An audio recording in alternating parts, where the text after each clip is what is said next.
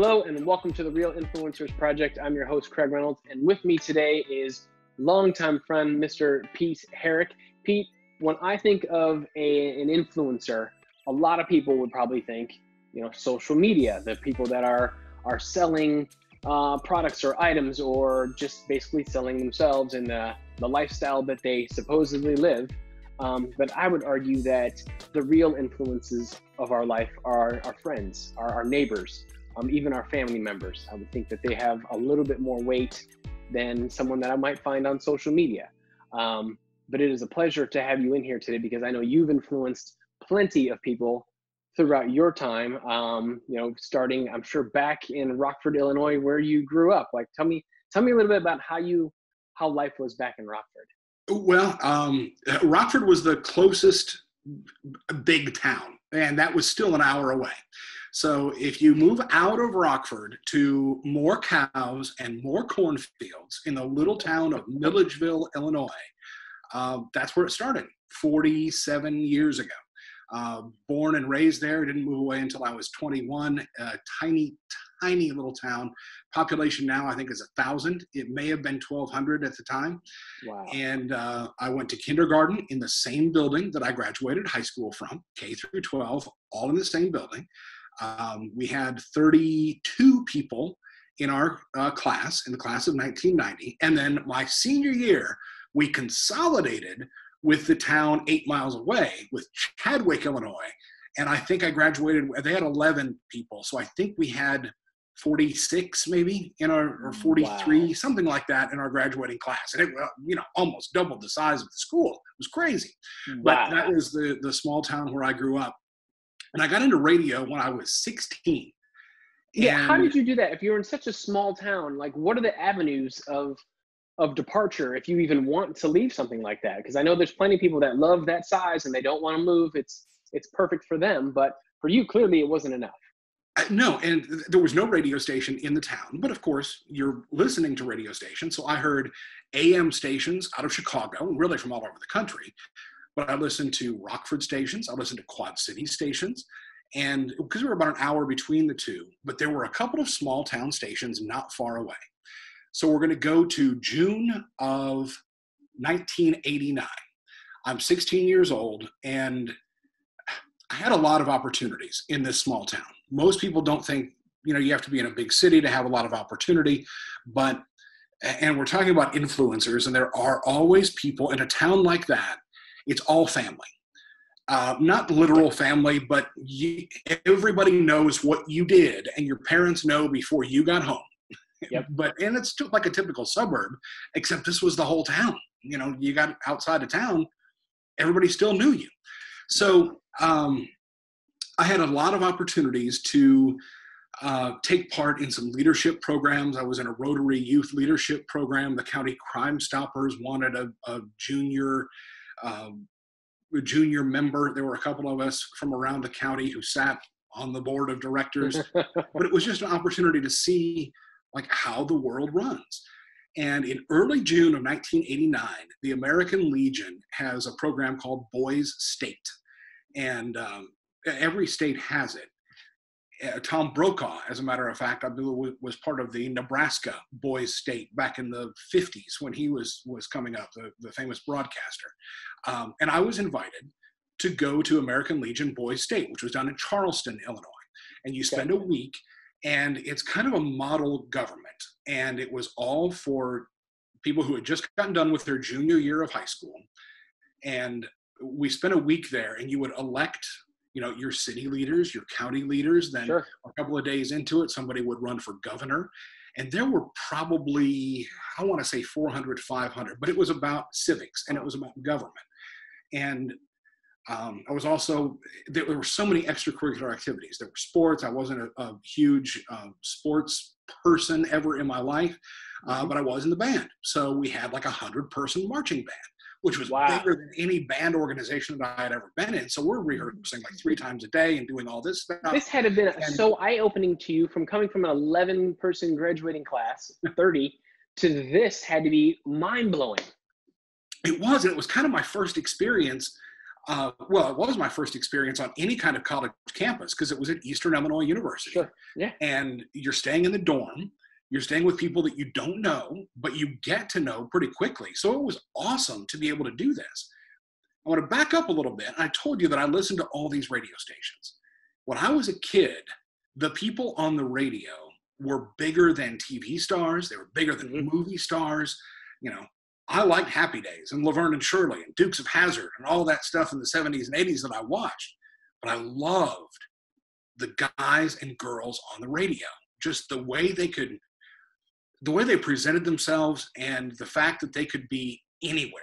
I didn't have to be in my living room to watch them. I could listen to them in the car. I could listen to them in the garage with Dad. They would put me to sleep at night with the radio because I couldn't have a TV in my room, but I could have a radio in my room. So I wanted to be that. I knew that that's what I wanted to try because they were huge stars. And that was probably a little ego-based. Like, you know, I want to be a star like I think they're stars. Right. But I thought I could do it. But you have to go to school. You have to have training. I read some books about it, but never thought it could happen. So I'm at Boys State the first week of June 1989. I'm 16 years old. I just got done with my junior year. I'll be 17 later in the year. And there was a guy that I met there, and his name was Ed Sullivan, but he went by Rob. And he said, actually, my real name is Ed Sullivan. But his name was Rob Sullivan, and he was from Watseka, Illinois. Mm-hmm. I've never run into him or spoken to him again since that week, 31 years ago. Wow. I've looked for him on Facebook, can't find him. He, in just a regular conversation with a bunch of us guys sitting around at Boys State, we were talking about what we do. You know, somebody works at Dairy Queen. I was cutting grass, you know, taking my lawnmower around and making $5 and $7 here and there. That was my summer job. Also worked at the concession stand up at the ball fields. And he said, oh yeah, I work part-time at a radio station. What? How? I just went in and asked, and you know, they needed somebody. There was a radio station in his small town of Watseka, and he was working there part-time, and he's my age. So it can be done. My head exploded. This can actually be done. And that gave me the guts when I got home after that week. Actually, I had a minor surgery right after I got home. I had so many bronchial issues that it was weird at 16 to have a doctor say, well, let's take his tonsils out. So I had my tonsils taken out. I sound so weird. Everything was different in my head. But a few days after that, I had my driver's license, so I drove 30 miles up to Savannah, Illinois, one of the closest radio stations, still in the county. And I applied for a job because I had the guts and I knew somebody else that had done it. I would have never done that. I thought I would have been laughed at and kicked out the door. I didn't know. We didn't have the internet. I didn't know until he said, this is what he does. I was hired on the spot and started working that weekend at WCCI in Savannah, Illinois. Worked there for the summer. And then I called a closer radio station, one that I had also listened to that was only 14 miles away in Sterling, Illinois, and asked the morning guy named JRJ. I said, hey, here's my name, here's what I do, here's where I go to school. I'm working at this other radio station, but I'd love to come in and watch your show one day. Could I? He said, come in tomorrow. What? All right.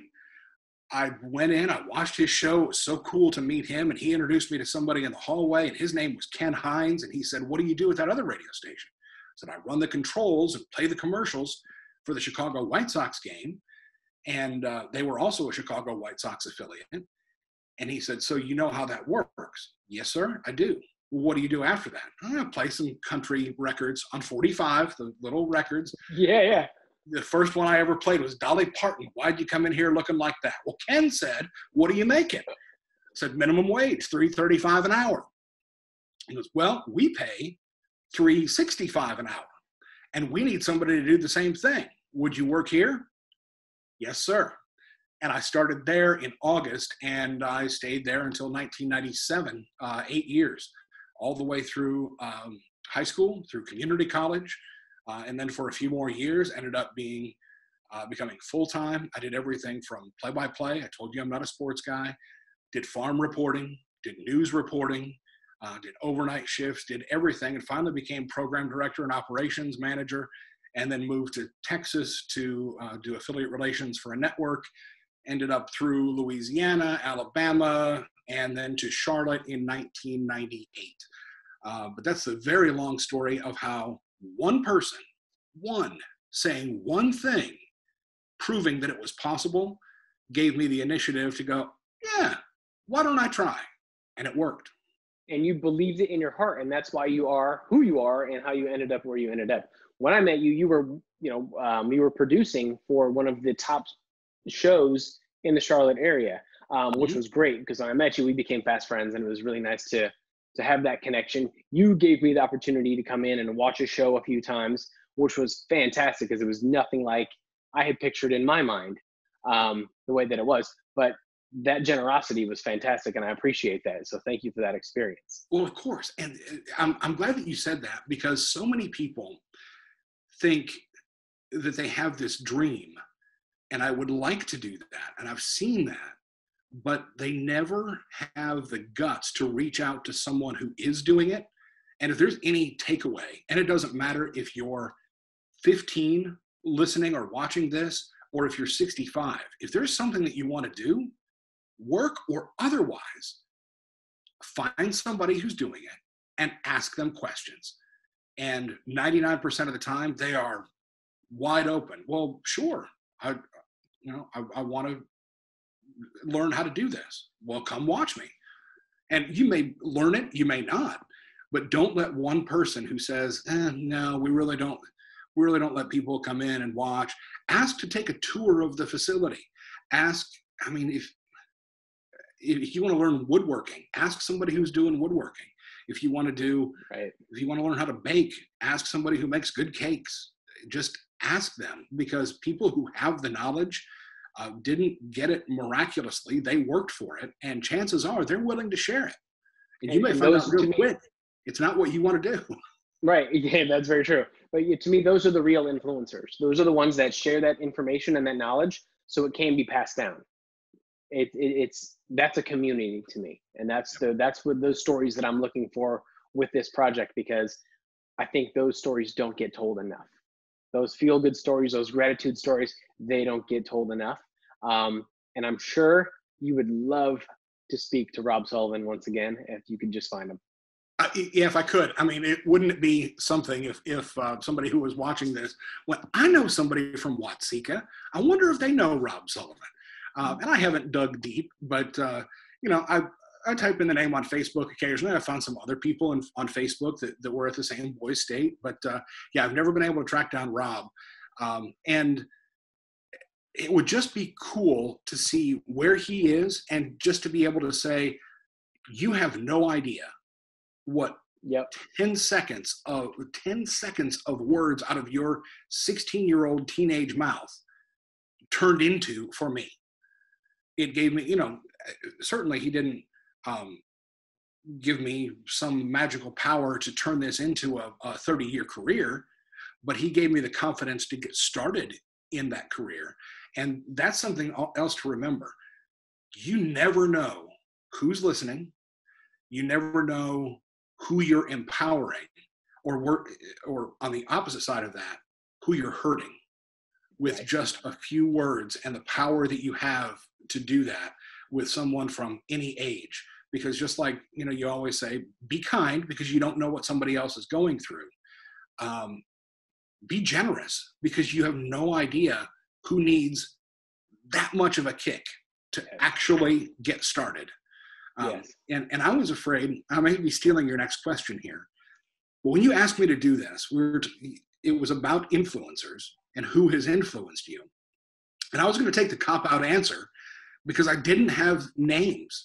I can't look to one person of, what would Jesus do? Of course, for me, that's a pretty good scale.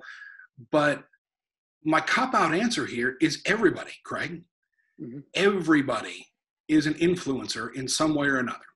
I Because agree. everybody who's watching this has worked for a boss where you could say, what I learned from him or her is how not to manage because they were horrible people.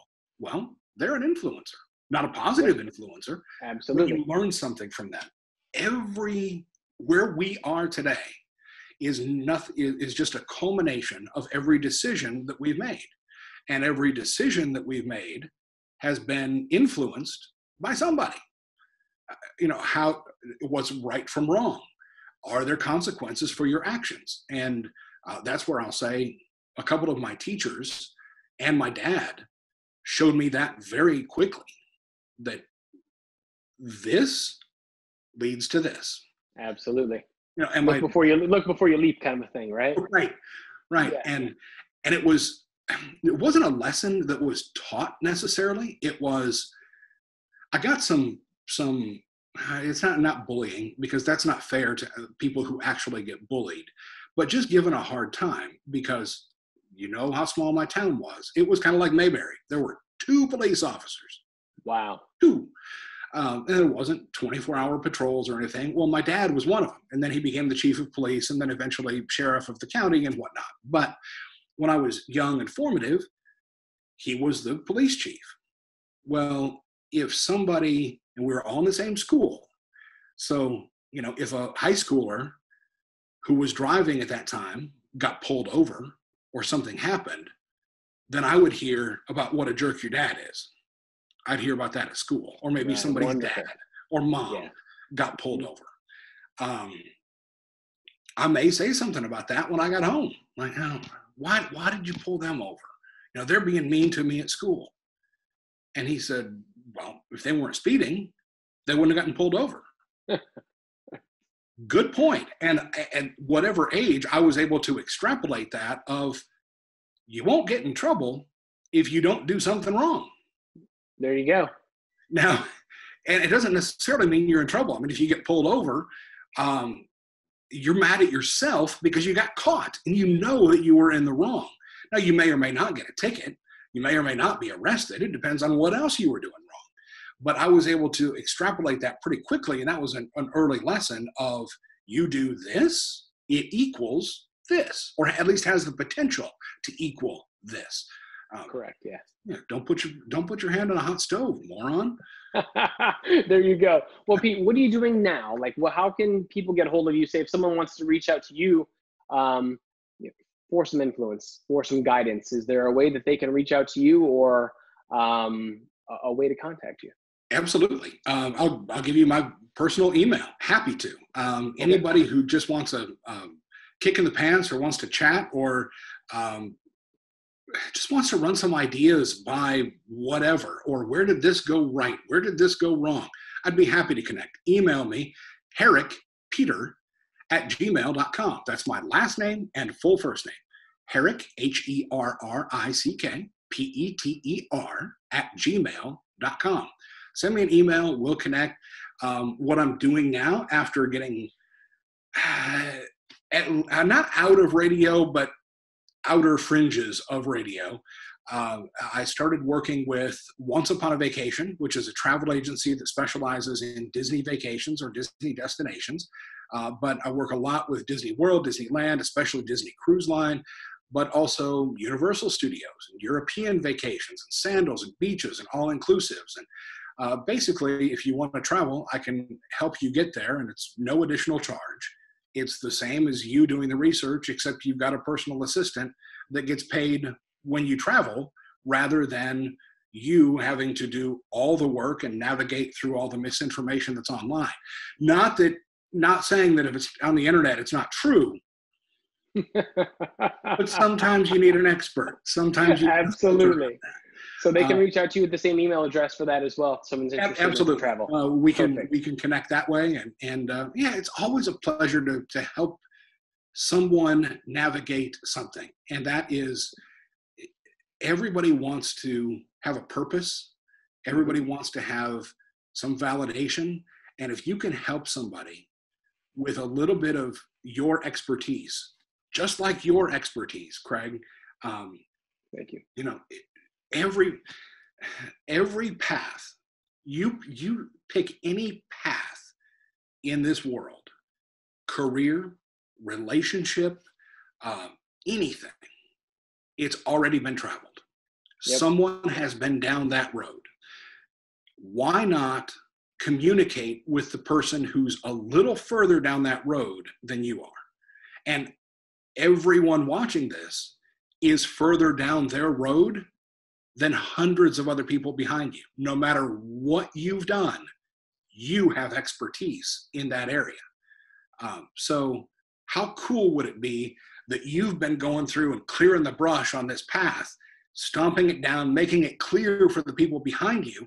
But how unbelievably rude is it when you hear somebody behind you on the same path yelling for help? How do I get there? Where are you? I lost sight of you. How rude to not turn around and say, give me your hand, let's go. It's almost like it's almost like we have a responsibility to share that knowledge. And what good is that knowledge if we don't share it anyway? Exactly. And a lot of it you didn't even realize you picked up. Exactly. I'm not sitting here on a pile of wisdom. And I'll tell you if I don't know. I freely say, I don't know. But you know what? I'll do some research and I'll find out. If it's about a destination that you want to go to that I haven't been to or don't know about, I can help you. Or here's a piece of humility for a lot of people. Hand it off to somebody else that you know does have the expertise, rather than puff out your chest. You know what? I don't know a thing about going to Belgium, but give me an hour and I'll get back to you and I'll be an expert. That's not fair. That's not fair to the person that you're trying to help. But I know somebody who can tell you everything about Belgium. How about I'll connect you? And whether there's anything in it for me or not, I don't care. Eventually, we'll connect on the right project. Excellent. Well, Pete, I appreciate your time today. Everything that you have said has been fantastic. I love your story. And one of these days, we're going to get a chance to get together and get that coffee. We will. As soon as coffee is being served in public again, we're on. Absolutely. Greg, thank you. Thank you, man. You take care. I'll talk with you soon.